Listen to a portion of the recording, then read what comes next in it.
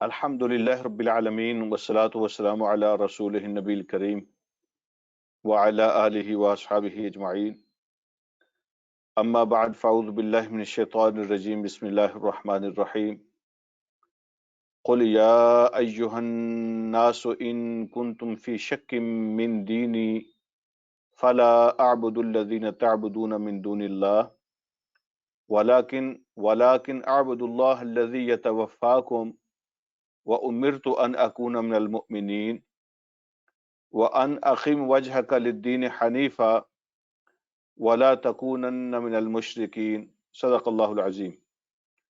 اللہم صلی علی سیدنا مولانا محمد وبارک وسلم علیہ صلاۃ سلاما کثیرا کثیرا۔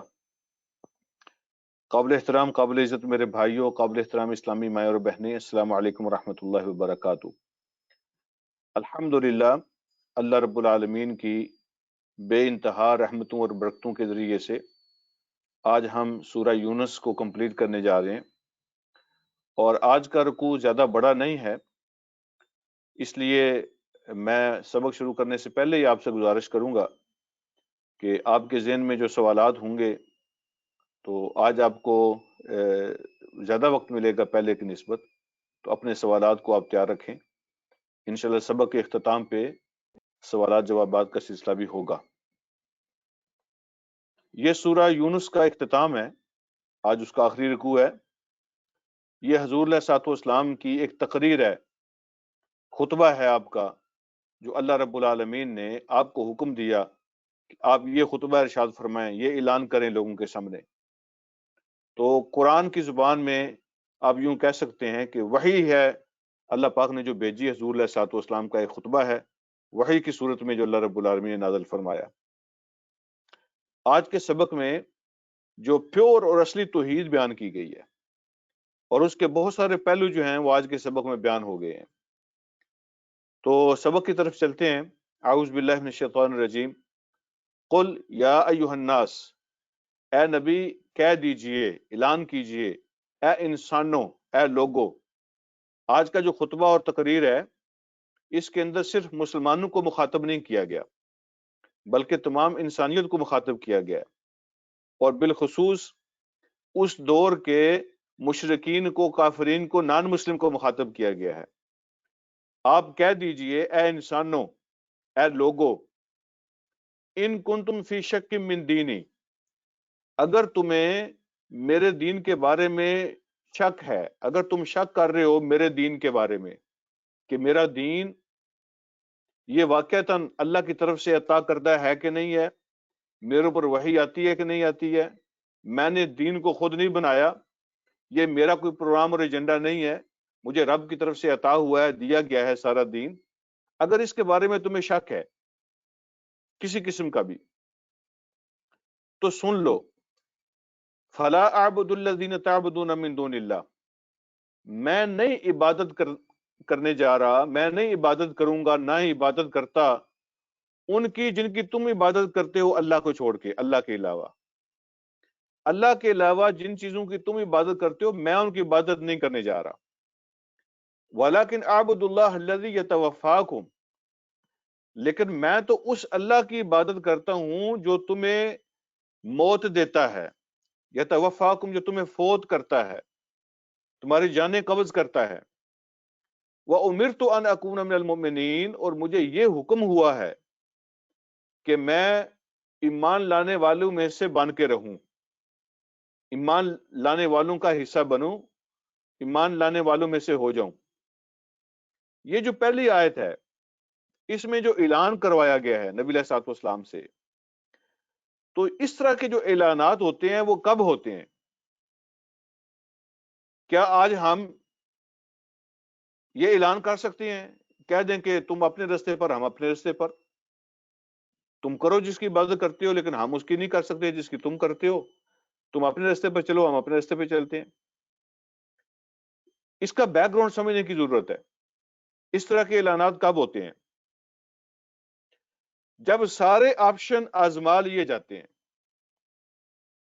سارے آپشن استعمال کر لیے جاتے ہیں، سمجھانے کے، دلیل دینے کے، لاجک دینے کے، جب سارے طریقے استعمال ہو جاتے ہیں، جس کے اندر بھی کوئی خیر ہو وہ برآمد ہو جاتی ہے، باقی صرف پتھر دل لوگ رہ جاتے ہیں جن کے بارے میں ایمان لانے کی توقع باقی نہیں رہتی۔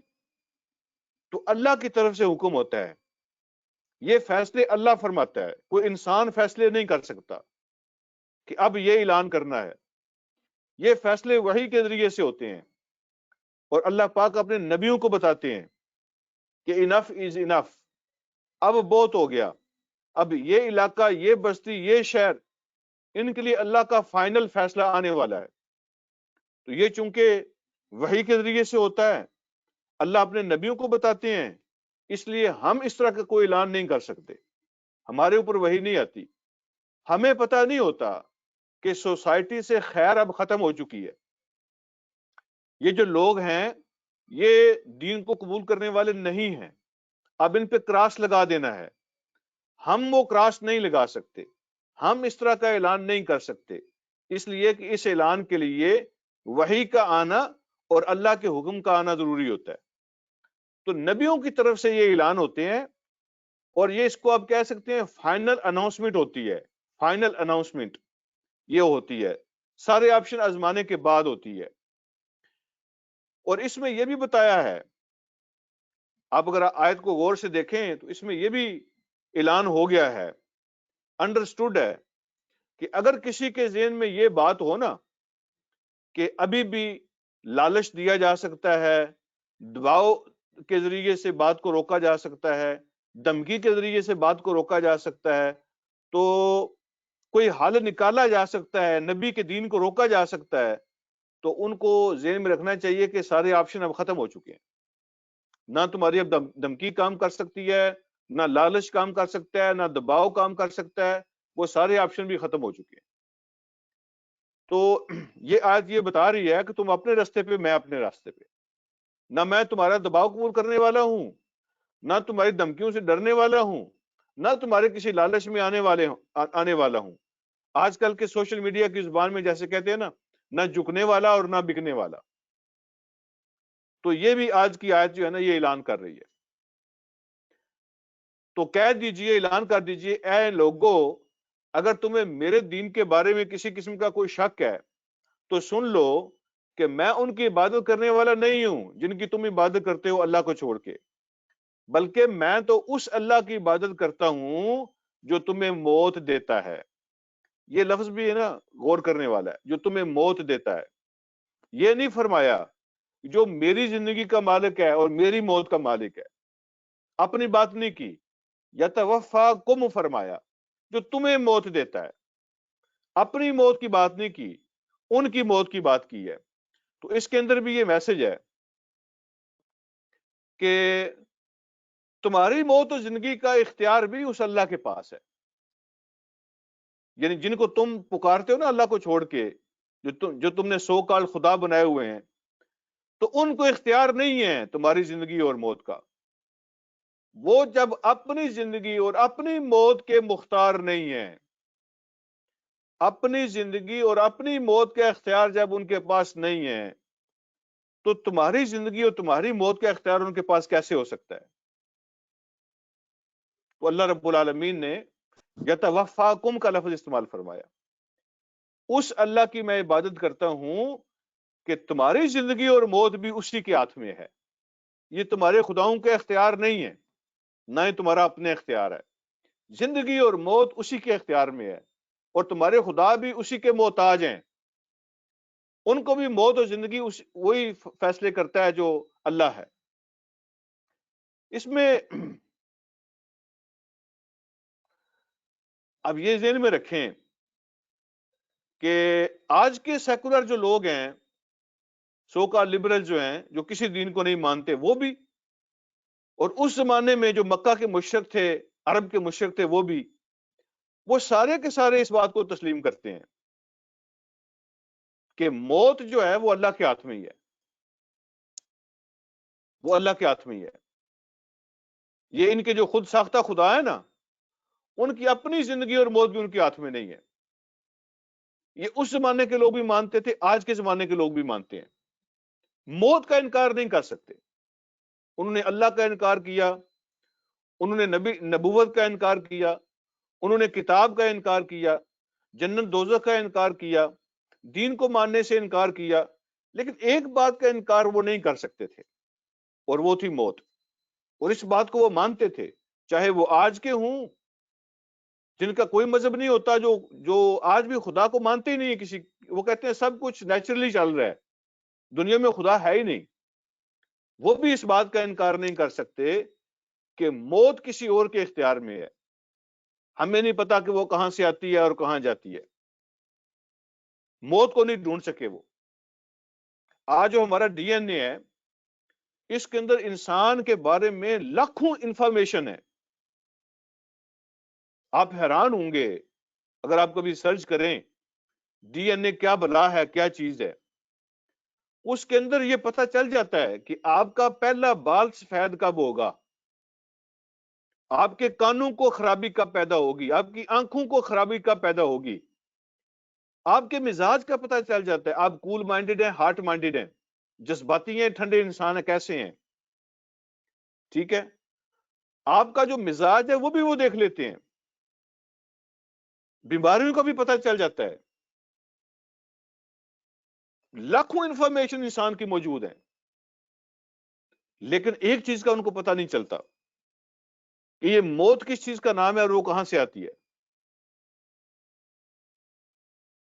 نہ کسی کے قابو میں آ رہی ہے، نہ کسی کو سمجھ آ رہی ہے. تو یہ بھی ماننے کے لیے مجبور ہیں کہ کوئی ہستی ہے جس کے کنٹرول میں یہ سارا موت اور زندگی کا نظام ہے. تو اللہ رب العالمین نے فرمایا کہ آپ اعلان کر دیں، میں اس اللہ کی عبادت کرتا ہوں جو تمہاری موت کو کنٹرول کرتا ہے، تمہاری روح کو قبض کرتا ہے، تمہاری جان کو قبض کرتا ہے. اور کیا اعلان کر دیں، وَأُمِرْتُ أَنْ أَكُونَ مِنَ الْمُؤْمِنِينَ، اور مجھے یہ حکم ہوا ہے کہ میں یہ بھی اعلان کر دوں کہ میری ذمہ داری یہ ہے کہ میں مومنوں میں سے بن کے رہوں. میری ذمہ داری یہ ہے کہ میں مومنوں میں سے بن کے رہوں. مطلب کوئی مانے یا نہ مانے، میں اکیلا بھی ہوں گا تو مجھے حکم ہے. امر تو یہ نہیں فرمایا کہ ہم سب کو حکم ہے. اس کا مطلب یہ ہے کہ کوئی مان جائے تو بھی میرے ساتھ شامل ہو جائے گا، کوئی نہ مانے، میں اکیلا ہوں دنیا کے اندر، پھر بھی مجھے حکم یہی ہے کہ میں ایمان قبول کرنے والوں میں بن کے رہوں. تو یہ اللہ نے مجھے حکم دیا ہے کہ میں اعلان کر دوں. اگلی بات، اگلا اعلان کیا کرنا ہے؟ تو فرمایا اگلا اعلان یہ کرنا ہے، وَأَنْ أَقِمْ وَجْهَكَ لِلدِّينِ حَنِيفًا، قائم کر دو اپنی ذات کو. وجہ کا معنی ہوتا ہے اپنا چہرہ، فیس، منہ. تو چہرے کو قائم کرنے کا مطلب ہوتا ہے اپنی ذات کو قائم کرنا. وَأَقِمْ وَجْهَكَ، جو انسان کا چہرہ ہوتا ہے وہ اس کی پوری شخصیت جو ہوتی ہے نا اس کا نمائندہ ہوتا ہے. تو چہرے کو بات کر کے پوری شخصیت کی بات کی جاتی ہے. تو اللہ فرماتے ہیں وَأَقِمْ وَجْهَكَ لِلدِّينِ حَنِيفًا، قائم کر دو اپنے چہرے کو یعنی اپنی ذات کو اس دین کے لیے، اللہ کے دین کے لیے اپنی ذات کو، اپنے چہرے کو قائم کر دو.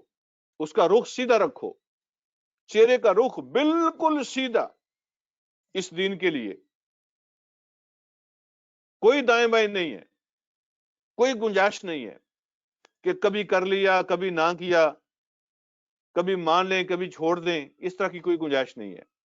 اور حنیفن یہی کہہ رہا ہے.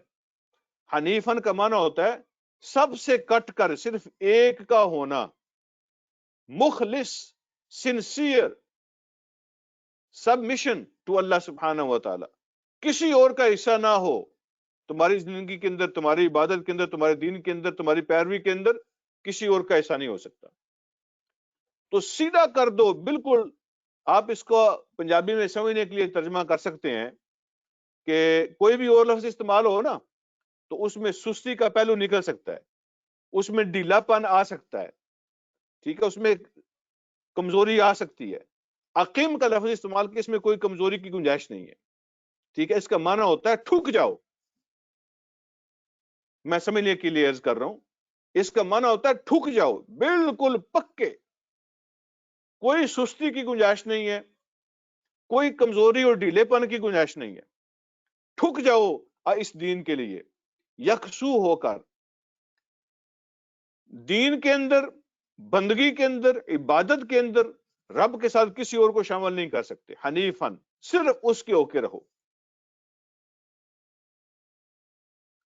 وہ کہتے ہیں نا کہ کبھی اللہ کی بھی مان لیتے ہیں، کبھی دنیا داری بھی کر لیتے ہیں، تو اللہ اس کو قبول نہیں فرماتے۔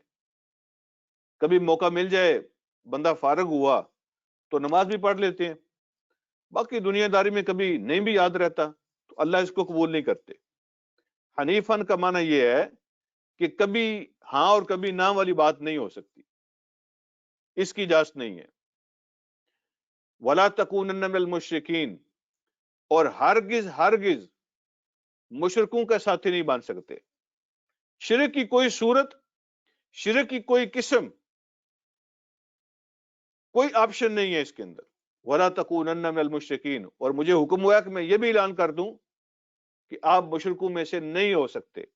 کوئی خطرہ نہیں تھا نبی علیہ الصلوۃ والسلام نعوذ باللہ کوئی شرک کے اندر حصہ لے رہے ہیں، جیسا کہ میں نے پہلے بھی کئی دفعہ عرض کیا ہے کہ اس طرح کی جو سٹیٹمنٹ ہوتی ہے، اس میں نام تو نبی علیہ الصلوۃ والسلام کا استعمال ہوتا ہے لیکن مخاطب کوئی اور ہوتا ہے۔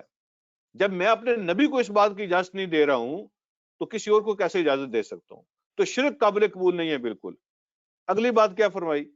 فرمایا اعلان یہ بھی کر دیں، وَلَا تَدْعُ مِن دُونِ اللَّهِ مَا لَا يَنْفَعُكَ وَلَا يَضُرُّكَ،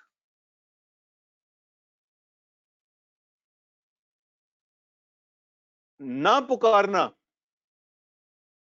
اللہ کے علاوہ کسی کو بھی، مَا لَا يَنْفَعُكَ وَلَا يَضُرُّكَ، جو نہ تجھے نفع دے سکتا ہے اور نہ تجھے نقصان دے سکتا ہے، جو نفع اور نقصان کا مالک نہیں ہے، تو ایسی کسی ہستی کو اللہ کے مقابلے میں تم نہیں پکار سکتے۔ چھوٹے موٹے نفع نہیں، کبھی کبھی والے نفع نہیں، جو فل اتھارٹی رکھتا ہو نفع دینے کی، فل اتھارٹی رکھتا ہو نقصان پہنچانے کی، جو فل طاقت رکھتا ہو نقصان پہنچانے کی، وہ الہ ہوتا ہے، وہ خدا ہوتا ہے۔ تو جس کے پاس یہ طاقت نہیں ہے کہ وہ آپ کے نفع اور نقصان کا مالک نہیں ہے، تو اس کو پکارنے کا مطلب کیا ہے؟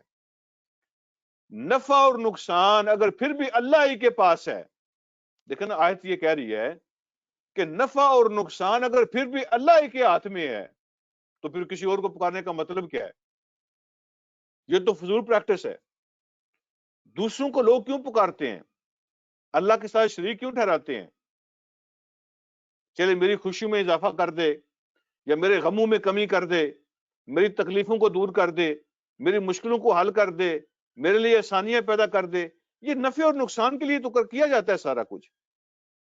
اور اگر پھر بھی نفع اور نقصان اللہ کے ہاتھ میں ہے تو پھر کسی اور کو پکارنے کا فائدہ کیا ہے؟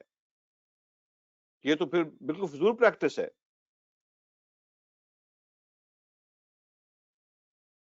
تو اللہ رب العالمین فرماتے ہیں وَلَا تَدْعُ مِن دُونِ اللَّهِ، اللہ کو چھوڑ کے کسی ایسے کو نہیں پکار سکتے، مَا لَا يَنْفَعُكَ، جو نہ تو تجھے نفع پہنچا سکتا ہے، وَلَا يَضُرُّكَ، اور نہ ہی آپ کو نقصان پہنچا سکتا ہے۔ تو سب کچھ اللہ کے ہاتھ میں ہے۔ ساری کائنات بھی اکٹھی ہو کے، قرآن کے اندر بھی یہ مضمون پھیلا ہوا ہے، حدیث کے اندر بھی موجود ہے، ساری کائنات بھی اکٹھی ہو کے اگر آپ کو نقصان پہنچانا چاہے اور اللہ اس میں نقصان پہنچانے کی فیور میں نہ ہو تو کوئی نقصان نہیں پہنچا سکتا، اور ساری کائنات بھی اکٹھی ہو کے آپ کو نفع پہنچانا چاہے، اللہ کے مقابلے میں آپ کو نفع نہیں پہنچا سکتے۔ تو جب نفع نقصان ہر حال میں اللہ کے ہاتھ میں ہے تو کسی اور کو پکارنے کا تو مطلب ہی ختم ہو جاتا ہے۔ فَإِن فَعَلْتَ، پھر اللہ فرماتے ہیں اگر آپ نے ایسا کیا، فَإِنَّكَ إِذًا مِّنَ الظَّالِمِينَ، تو پھر بے شک آپ ظالموں میں سے ہو جائیں گے، یہ ظلم ہوگا، پھر آپ بے شک پھر ظالموں میں سے ہو جائیں گے۔ تو پھر میں آپ کو یہاں یاد دلاؤں گا کہ کیا کوئی ایسا خطرہ تھا کہ نبی علیہ الصلوۃ والسلام نعوذ باللہ کسی کو پکارنے والے ہیں؟ اس لیے اللہ کہہ رہے ہیں کہ اگر آپ نے ایسا کیا، کوئی خطرہ نہیں تھا، نہ ہی کوئی ایسی بات تھی۔ یہ حضور علیہ الصلوۃ والسلام کو مخاطب کر کے اللہ دوسروں کو میسج دے رہے ہیں کہ یہ ایک ایسی بات ہے کہ نبی کو بھی اس کی اجازت نہیں ہے اللہ ان کو میسج دے رہے ہیں جس نے بھی ایسا کیا وہ میرا نبی کیوں نہ ہو تو وہ ظالموں میں سے ہوگا. جس نے بھی ایسا کیا اپنے اوپر ظلم کرنے والا ہوگا.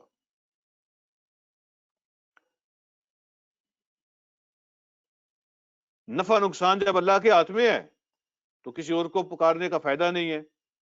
جب اللہ خود غفور رحیم ہے، جب اس سے خود معافی مانگی جا سکتی ہے تو کسی اور کے پاس جانے کی ضرورت نہیں ہے معافی مانگنے کے لیے. جب ڈائریکٹلی اللہ رب العالمین سے معافی مانگی جا سکتی ہے تو پھر کسی اور کو درمیان میں لانے کی ضرورت نہیں ہے. یہ ہے توحید اور یہ ہے عقیدہ جو آج کے سبق کے اختتام میں بیان کیا جا رہا ہے. اگلی بات اللہ رب العالمین فرماتے ہیں وَإِن يَمْسَسْكَ اللَّهُ بِضُرٍّ، یہ بھی عقیدے کا حصہ ہے. إِن يَمْسَسْكَ اللَّهُ بِضُرٍّ، اگر اللہ کوئی نقصان پہنچانا چاہے تمہیں، یمسس کا معنی مس کرنا، ٹچ کرنا، پہنچنا، پکڑ لینا. اگر اللہ رب العالمین کسی نقصان میں تمہیں پکڑ لے، کوئی نقصان تمہیں پہنچانا چاہے، فلا کاشف لہ الا ہو، تو کوئی نہیں ہے جو اس نقصان کو ہٹا سکے، روک سکے سوائے اس کے. اگر اللہ تمہیں کسی نقصان میں پکڑنا چاہے، نقصان پہنچانا چاہے، تکلیف پہنچانا چاہے تو کوئی اس کو ہٹانے والا نہیں ہے سوائے اس کے. ٹوٹلی نفی کر دی اللہ پاک نے. فلا کاشف لہ، کوئی بھی نہیں ہے، کوئی بھی نہیں ہے، نہ فرشتہ، نہ کوئی نبی، نہ انسان، نہ جن، کوئی بھی نہیں جو اس نقصان کو ہٹا دے اور روک لے سوائے اس کے، سوائے اللہ کے. اور اگلی بات فرمائی وَإِن يُرِدْكَ بِخَيْرٍ، اور اگر اللہ ارادہ فرما لے تجھے خیر پہنچانے کا اور تمہیں بھلائی دینے کا، فَلَا رَادَّ لِفَضْلِهِ، تو کوئی نہیں ہے روکنے والا، رد کرنے والا، ہٹانے والا اس کے فضل کو. اس کے فضل کو کوئی تم سے ہٹا نہیں سکتا، کوئی اس کے فضل کو روکنے والا نہیں ہے. یہاں بھی فلا رادہ، کوئی بھی نہیں ہے جو اس کو روکے اور رد کرے، نہ انسان، نہ فرشتہ، نہ نبی، نہ جن، کوئی بھی نہیں ہے جو اس کے فضل کو روک سکے. یصیب بہ من یشاء من عبادہ، وہ اپنا فضل پہنچاتا ہے، عطا کرتا ہے اپنے بندوں میں سے جس کو چاہتا ہے. جس کو چاہتا ہے اپنے بندوں میں سے اپنا فضل عطا کرتا ہے، جتنا چاہتا ہے اتنا دیتا ہے، جس کو چاہتا ہے دیتا ہے. یہ اس کا انتخاب ہوتا ہے، یہ اس کا فیصلہ ہوتا ہے. کوئی اسے نہ فیصلے کروا سکتا ہے نہ اس کے فیصلے ہٹا سکتا ہے. یصیب بہ من یشاء من عبادہ، اللہ اپنا یہ فضل وہ پہنچاتا ہے، دیتا ہے، عطا کرتا ہے اپنے بندوں میں سے جس کو وہ چاہتا ہے. وہو الغفور الرحیم، اور وہ بخشنے والا، رحم کرنے والا ہے. جب وہی بخشنے والا، رحم کرنے والا ہے تو ڈائریکٹ پھر اس سے بخشش مانگ لیتے ہیں، پھر اس سے رحم کی اپیل کرتے ہیں. درمیان میں کسی کو وکیل کرنے کی ضرورت نہیں ہے. جب ڈائریکٹ وہ اس سے بخشش لی جا سکتی ہے اور رحم لیا جا سکتا ہے تو وکیل بنانے کی ضرورت نہیں ہے.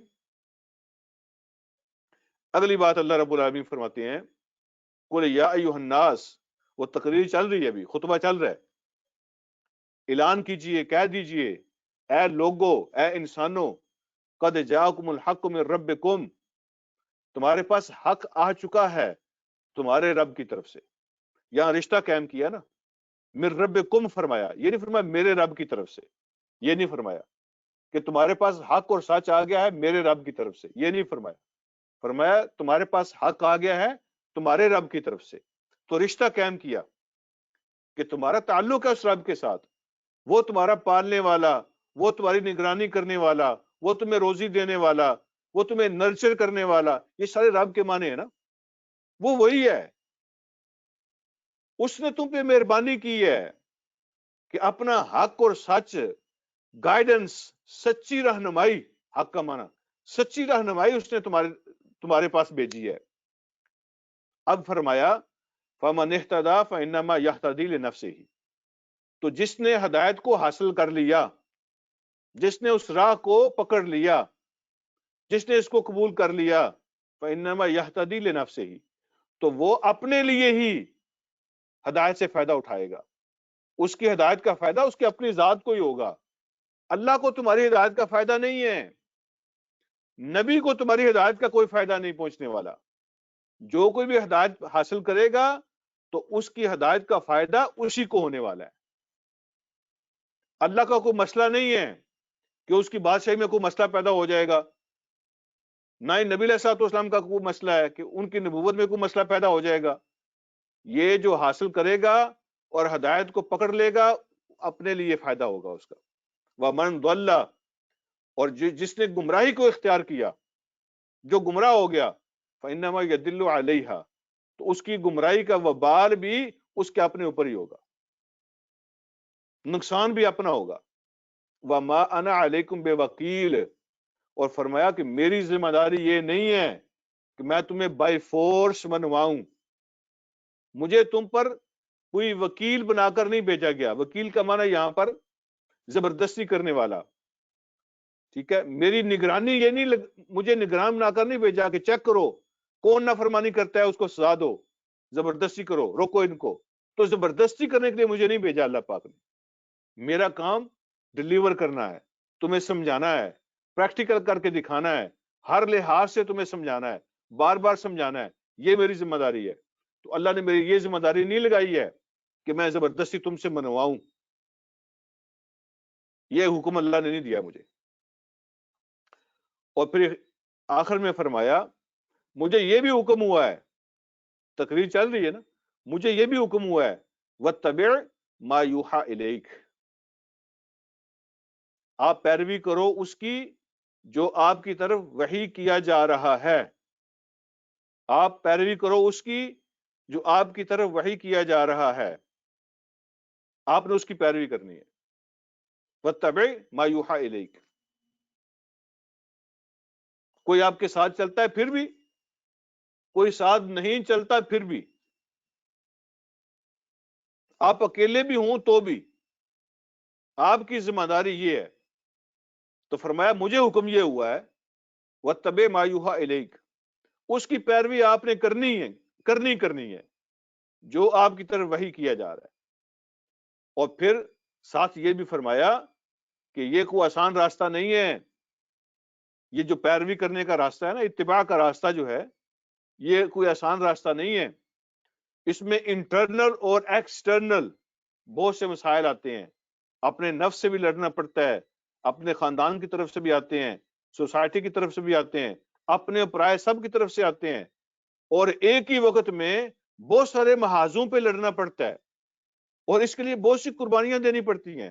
یہ کوئی آسان راستہ نہیں ہے. باتیں بھی سننی پڑتی ہیں، تکلیفیں بھی سہنی پڑتی ہیں. اس لیے فرمایا اگلا کام یہ مجھے حکم ہوا ہے وَاصْبِرْ، اس میں پیشنس شو کرنی ہے، صبر دکھانا ہے، ڈٹ جانا ہے اس پر. وَاصْبِرْ کا معنی ہوتا ہے ڈٹ جانا، استقامت دکھانا، برداشت کرنا ہے، اسی راستے پہ قائم رہنا ہے، صبر کرنا ہے. صبر حتی یحکم اللہ، کب تک صبر کرنا ہے؟ حتی یحکم اللہ، یہاں تک کہ اللہ فیصلہ اپنا سنا دے، اللہ اپنا فیصلہ کر دے. اور وہ فیصلہ دو طرح کا ہو سکتا ہے نا. ایک تو فیصلہ ہو سکتا ہے یہ اللہ رب العالمین آپ کی کامیابی کا، آپ کی فتح کا اور آپ کی جیت کا فیصلہ کر دے. تو آپ نے صبر کرنا ہے اس وقت تک جب تک آپ کامیاب نہیں ہو جاتے. تو آپ کی کامیابی کا فیصلہ اللہ نہیں کر دیتے. دوسرا معنی اس کا یہ ہے حتی یحکم اللہ، یہاں تک کہ اللہ دنیا کے لوگوں کے درمیان فیصلہ کرے. جن کو آپ دعوت دے رہے ہیں، جو مان رہے ہیں، جو نہیں مان رہے، جو کوئی کہہ رہے ہیں نعوذ باللہ کہ آپ غلط ہیں، کچھ کہہ رہے ہیں آپ صحیح ہیں، ان سب کے درمیان جو اللہ کے فیصلہ کرنے کا دن ہے، اس دن تک آپ نے ڈٹ کے رہنا ہے اس پر، جب تک اللہ کا فیصلہ نہیں ہو جاتا، یعنی قیامت کے دن تک حق اور سچ سامنے نہیں آ جاتا، اس وقت تک آپ نے صبر کرنا ہے. تو یہ جو پروگرام اللہ نے دیا ہے یہ ہے نا ٹل ڈیتھ ہے، یہ ٹل ڈیتھ، موت تک.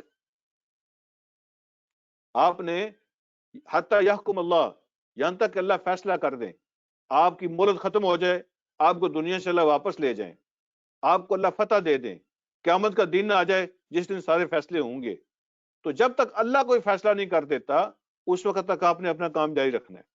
وَهُوَ خَيْرُ الْحَاكِمِينَ، اور اللہ سارے فیصلہ کرنے والوں میں سے بہترین فیصلہ کرنے والا ہے۔ سارے جو فیصلہ کرنے والے ہیں، جن کو بھی اتھارٹی کچھ نہ کچھ حاصل ہے، ان سب سے بہترین فیصلہ وہ اللہ رب العالمین کا فیصلہ ہے۔ وہ سب سے بڑا فیصلہ کرنے والا ہے، وہ سب سے بہتر فیصلہ کرنے والا ہے۔ تو یہ ہے